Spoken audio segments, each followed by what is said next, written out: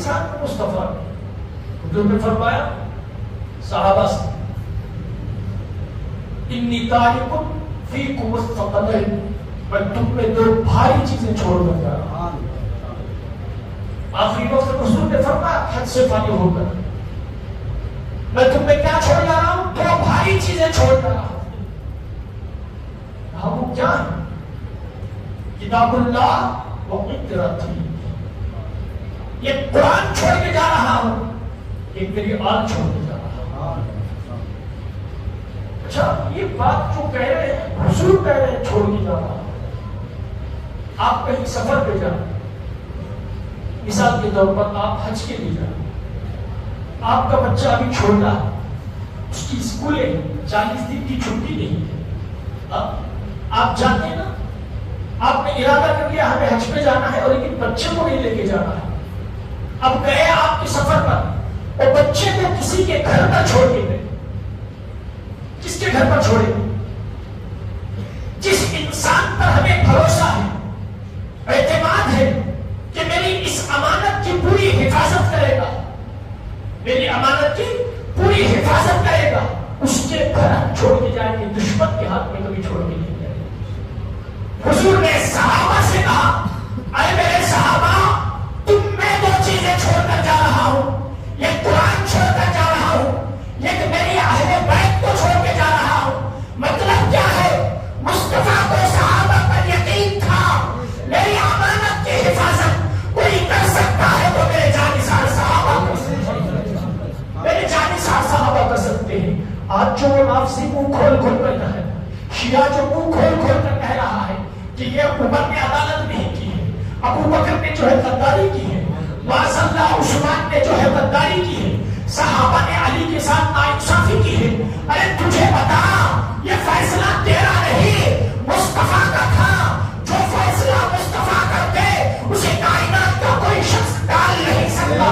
مصطفیٰ کو صحابہ پر بھروسہ تھا، اس لیے کہا اور کہہ کر گئے یہ دو چیزیں تمہیں دے کر جا رہا ہوں، چھوڑ کر جا رہا ہوں، اور قیامت تک یہ تمہارے ساتھ رہیں گی۔ فرمایا اس وقت تک تمہارے ساتھ رہے گی، اور تو میری اطاعت اور میرا قرآن تمہارے ساتھ اس وقت تک رہے گی یہاں تک کہ قیامت قائم ہو جائے گی، حشر لگے گا، حشر کے میدان میں جب حوض کوثر پر میری ملاقات ہوگی، اے میرے صحابہ تم میرے پاس ہوگے نا تو تمہاری جماعت کا حال یہ ہوگا، اس وقت بھی تمہارے پاس قرآن بھی ہوگا، میری آل بھی ہوگی، اس وقت میں تم سے ملاقات کروں گا کوثر پر۔ اب دیکھو ذرا، جس نبی نے بھروسہ کر کے یقین کر کے بھیجا تھا، حق و باطل کی پہچان میں بتا رہا ہوں، آج بھی اگر آپ جانچنا چاہتے ہیں کہ صحابہ کے راستے پر کون ہے، ہر کوئی کہتا نا میں صحابہ کے راستے پر ہوں، میں صحابہ کے راستے پر ہوں۔ حضور نے فرما دیا جو صحابہ میرے صحابہ کے راستے پر ہے وہی اہل سنت والجماعت۔ اس لیے آج سب کہتے ہیں کہ میں صحابہ کے راستے پر ہوں، میں صحابہ کے راستے پر ہوں۔ صحابہ کا راستہ کیسے پتا چلے گا؟ بتایا مصطفیٰ نے، دیکھنا موت تک بھی، قیامت تک بھی جس جماعت میں قرآن بھی ہے، اہل بیت بھی ہے، وہ صحابہ کے راستے پر ہے۔ کیوں؟ کیونکہ میں نے جو چھوڑا ہے دو چیزوں کو، وہ اسی جماعت میں چھوڑا ہے، کسی اور میں نہیں چھوڑا ہے۔ اب یہ جماعت وہ ہے جس کے پاس قرآن ہے، آل نہیں ہے، قرآن ہے، قرآن کی تلاوت خوب ہے، رات رات بھر تلاوت کر رہے ہیں، قرآن کی تلاوت اتنی ہے کہ ہم دیکھ کر پریشان ہو رہے ہیں، کتنا پڑھ رہا قرآن، تھکتا نہیں، پڑھتا ہی چلا جا رہا ہے، پڑھتا ہی چلا جا رہا ہے، لیکن آل نہیں ہے۔ کیا نہیں ہے؟ آل نہیں ہے مصطفیٰ کی۔ پتا چلا حق پر نہیں، حق پر ہوتا تو قرآن بھی ہوتا، آل بھی ہوتی، آل بھی ہوتی۔ اور یہ فرقہ وہ ہے جس کے پاس آل ہے، قرآن نہیں ہے۔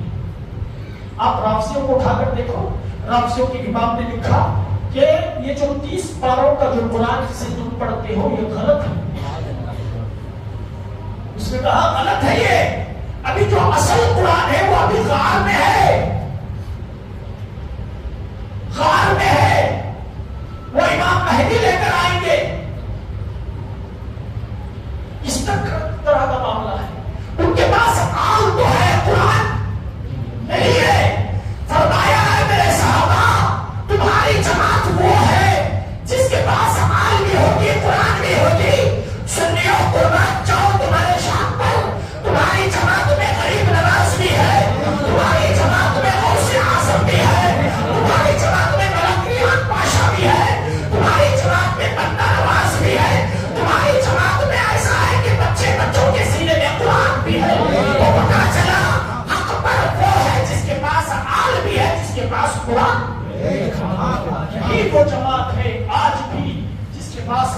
بھی ہے قرآن بھی ہے.